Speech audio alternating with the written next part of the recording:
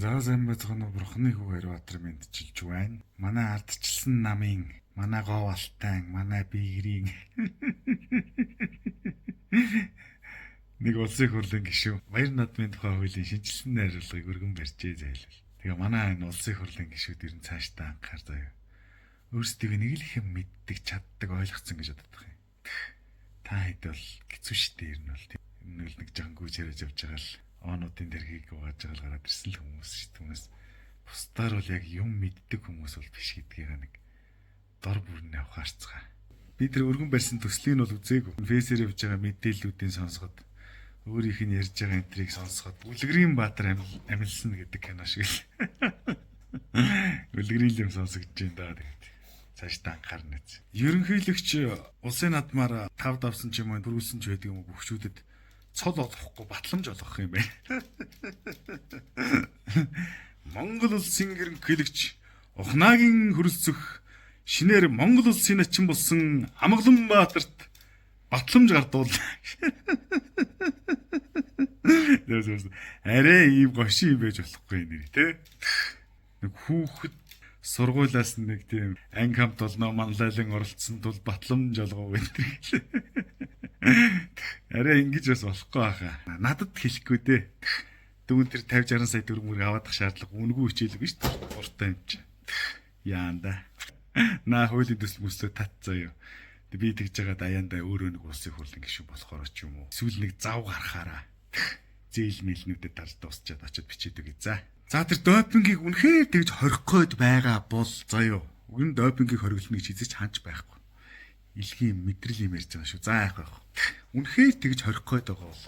Гэхдээ дэлхийд шинжлэх ухааны технологиороо эхний 1 2 3-т явж идэг Япон хорихгүй байхад одоо дэлхийд шинжлэх ухааны технологийн хөгжлөөрөө бөкснөөсөө 1 2 3 дээр явж идэг Монгол одоо шинжилгээ авна гэж. Ямар л юм яриад юм. За тэгээд тэр допингийг үнэхээр л тэг шинжилмээр байгаа бол заяо. 2 удаа шинжилгээ авчих. Эхний удаа яах вэ гэхээр 6 сарын 25-наас 28-ны хооронд урьдчилсан наадмын бүртгэл хийгээд тэрэндээ барилдана гэсэн бүгчүүд дотроосоо эхний чансаагаараа нэг 64 бүхих ч юм уу. За эсвэл нэг улсын цолго орилж байгаа. За нэг өсрөл нэг 40 аймаг арслан байгаа зү. Аймгийн цолтон байгаа зү. Тийм ээ. За дээшээ барилдана гэсэн 20 л байгаа зү. За нэг ерөөсөө л нэг 64 хүнээс шинжилгээ авчих заяа. За тэгээ боломжтой бол тийм ээ нэг 100 хүнээс ч юм уу шинжилгээ авчих. Тэгэл 7 сарын 12-нд барилдаад дуусныхаа дараа бас шинжилгээ авчих. 2 удаа шинжилгээ авдаг болгочих. Тэгэл допингийн хэрэглэл байхгүй.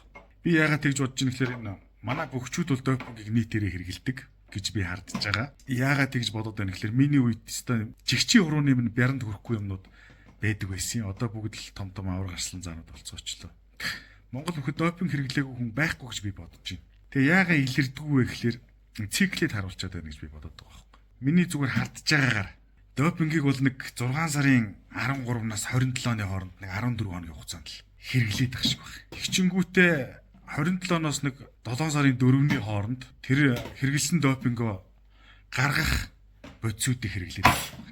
Тэгээд 7 сарын 4-нөөс 12-ны хооронд нөгөө допингийн бэйс нөхөө гаргацсан бодисууд нь бас бэйсээ гараад дуусчихад байгаа шиг байна. Тэгэл 7 сарын 12-нд тэр бөхчүүдээс допинг илэрдэг байх гэж би харддаг байхгүй.